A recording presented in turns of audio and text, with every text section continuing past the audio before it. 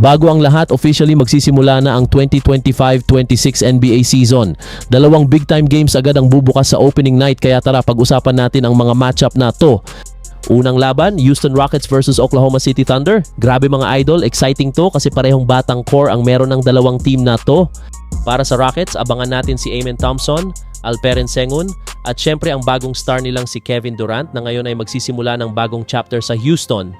Habang sa kabila naman, syempre andyan pa rin ang batang MVP na si Shai Gilgeous-Alexander kasama sina Chet Holmgren at Jalen Williams. Ang tanong, makakabawi kaya ang Rockets matapos ang heartbreak nila sa playoffs last season ngayong may KD na sila? O masisira agad sila ng OKC na defending champion?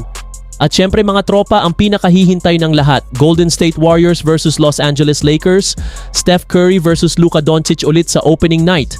Wala si LeBron James dahil sa injury, kaya abangan natin si Luka Doncic, buhati ng Lakers dahil siya na ang bagong muka ng Lakers team. Habang sa Warriors naman, interesting makita kung paano nila i-adjust ang bagong lineup nila at bagong era na to sa Dub Nation. Bagong mukha, bagong rotation, pero parehong high expectations. Para sa akin mga idol, Thunder versus Rockets, I think OKC will take this one dahil sa chemistry at defense nila.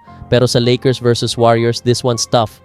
Pero kung papipiliin ako, ibibigay ko sa Lakers dahil home court nila at motivated si Luka na mag-umpisa ng season strong. Yan ang ating NBA Opening Night 2025-26 game preview. Comment nyo sa baba kung sino sa tingin nyo ang mananalo sa dalawang laban. Team KD ba o Team Shai? Team Luka ba o Team Curry? Don't forget to like, share at subscribe mga ka-hoops para updated kayo sa mga daily NBA updates at analysis. Peace out!